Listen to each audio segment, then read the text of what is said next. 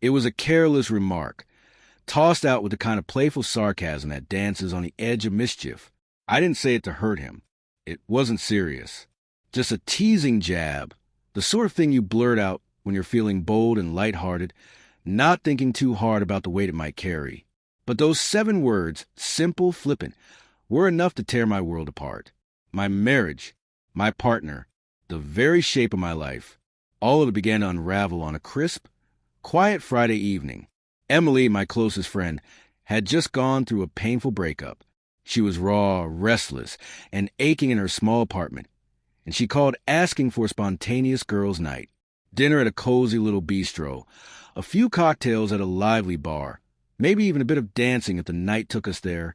It was a kind of plan designed to stir some joy, to slip briefly out of sadness and into laughter, high heels, bright lipstick, and a few hours of freedom.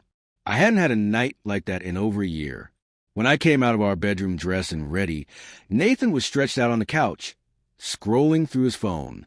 I'd made an effort. Fitted black jeans, a hug just right, a bold red lip, heels I'd nearly forgotten I owned. Not flashy, just enough to feel alive, vibrant. He looked up, eyebrow raised, a hint of a smile.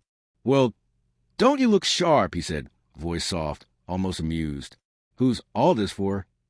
And that's when I said it. "Oh, in case I find someone better." I laughed, lighthearted, breezy. I didn't mean it, not even a little. But something in his face changed the second the words landed. A flicker, a shadow, pain maybe. His smile faltered, eyes dimmed. He gave a small, almost imperceptible nod. "Got it," he said, and turned his attention back to his phone. That should have been the moment. My cue to fix it. To say something. Anything. "Hey, I'm just kidding. You know that, right?" But Emily had just texted. She was parked outside, waiting. My mind was already halfway out the door. So I leaned down, kissed Nathan lightly on the cheek, and left, completely unaware that I had just pulled the pin from a grenade. The night was exactly what I needed.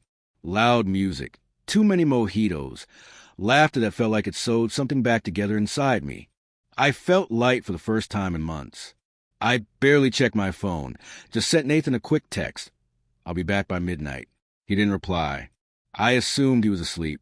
When I finally stumbled to the front door, the house felt off, quiet in a way that made my skin prickle.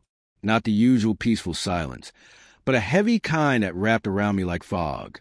I slipped off my heels and tiptoed to the bedroom. It was empty. Not just empty, undisturbed. His side of the bed untouched. His nightstand bare. Half the closet vacant. I stood frozen, heart pounding, and then I saw it. An envelope on my pillow, my name written in his handwriting. I opened it with shaking hands. Inside was a short note. "Calm, sharp, final. If you're looking for someone better, I won't be in your way. Divorce papers come tomorrow. I hope you find what you're after. Nathan." I sank to the floor, the letter clutched in my hands, reading it over and over, convinced I'd misunderstood. This couldn't be real. I called his phone. No answer. The next morning, I drove to his brother's house. Someone had mentioned that's where he was staying. He wouldn't see me, wouldn't open the door, wouldn't speak. A few days later, his attorney reached out. That was it. No argument, no conversation, no chance to explain or undo. Just a clean, cold exit. At first, I told myself it was just a joke. A stupid comment taken too seriously. But as the silence stretched and the days passed, I started looking closer, replaying everything, not just that night, but all the nights before it, the weeks, the months. I had been drifting for so long. Burnout, tired, distant. My laughter had become sharper, edged with exhaustion. My words, more cynical. I hadn't even realized how detached I'd become. Maybe he noticed. Maybe he'd been feeling the same, slowly fading, waiting for something to break. And my joke? That might have just been the final crack. The last quiet shove that sent everything tumbling. I've played that moment back in my head 1,000 times.